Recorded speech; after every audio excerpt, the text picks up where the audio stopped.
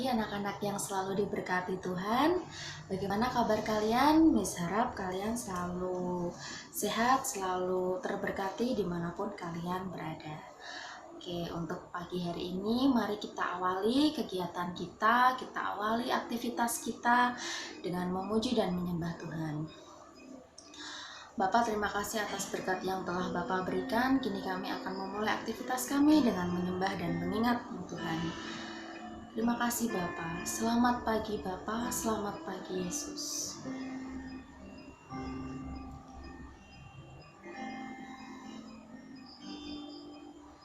Selamat pagi Bapa, selamat pagi Yesus, selamat pagi Roh Kudus.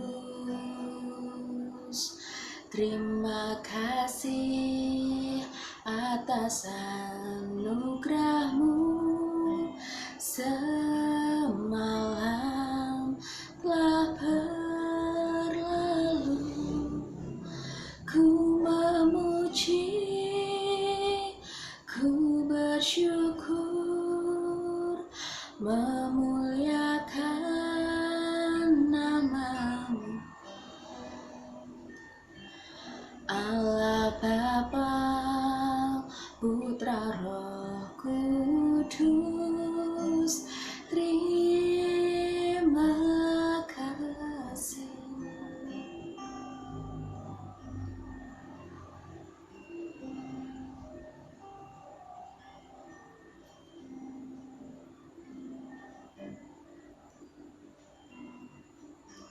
Selamat pagi Bapa, selamat pagi Yesus, selamat pagi Roh Kudus. Terima kasih atas anugerah-Mu semalam telah berlalu. Ku memuji, ku bersyukur, memuliakan nama-Mu. Allah Bapa, Putra Roh Kudus, terima kasih.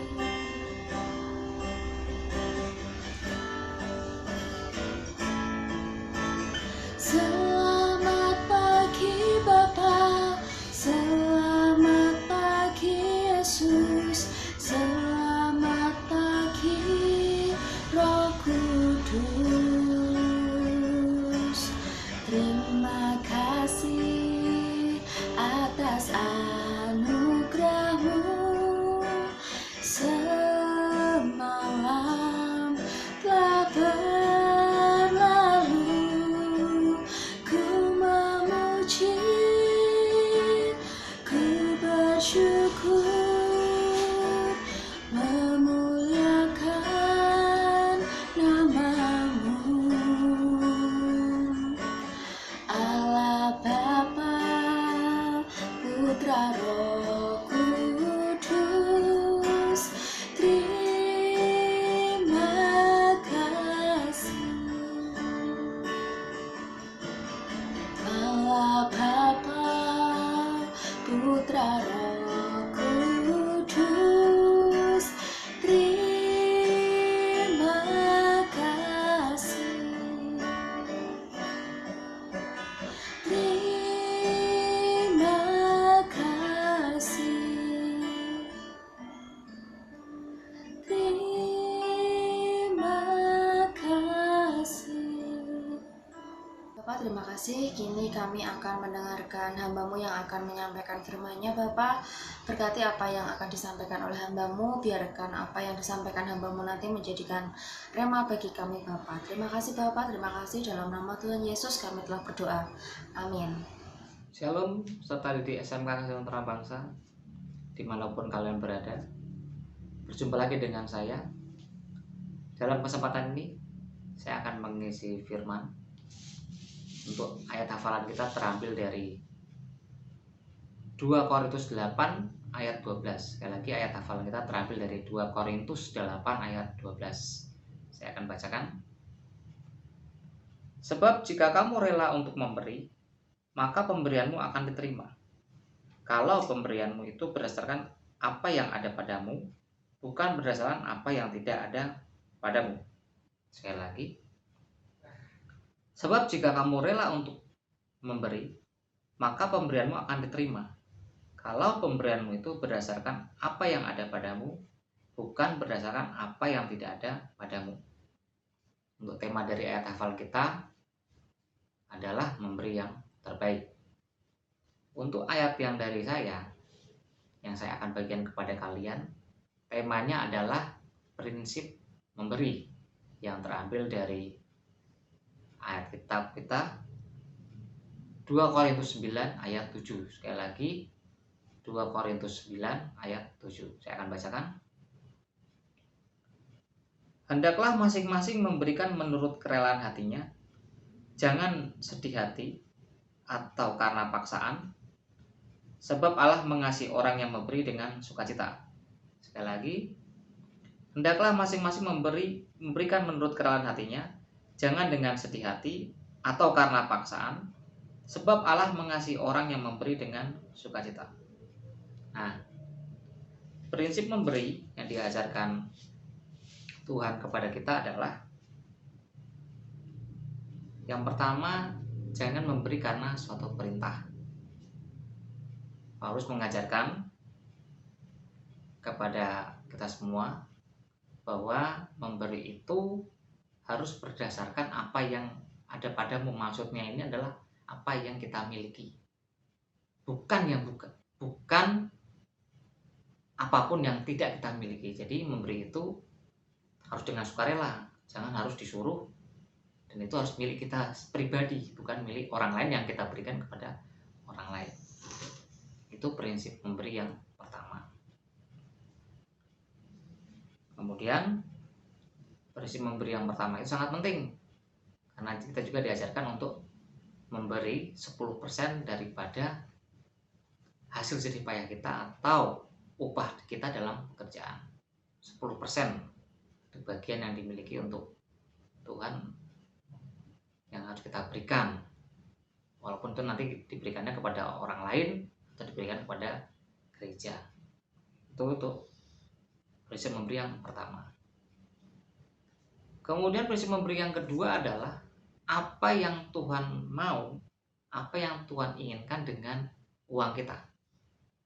Yang Tuhan inginkan dengan uang kita yang pertama adalah kita diajarkan untuk membantu keluarga dan saudara kita.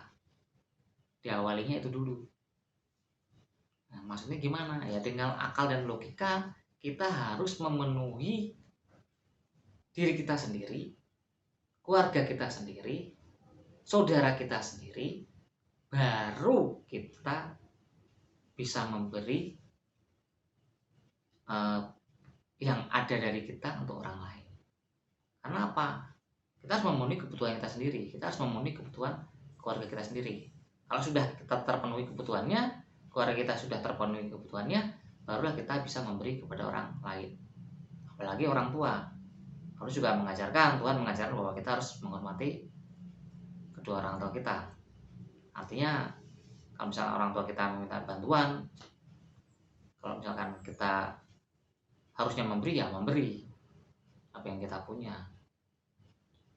Itu yang kedua. Kemudian yang ketiga adalah memberi itu jangan diketahui oleh orang lain. Dalam artian di sini kalian memberi apapun, memberi sedekah kepada orang miskin, memberi barang apapun, memberi uang, apapun yang punyamu, apapun yang punya milikmu, jangan sampai orang lain itu mengetahuinya. Jadi bukan dengan diam-diam, tapi ya nggak perlu orang lain tahu lah kalau kamu memberi kepada orang lain.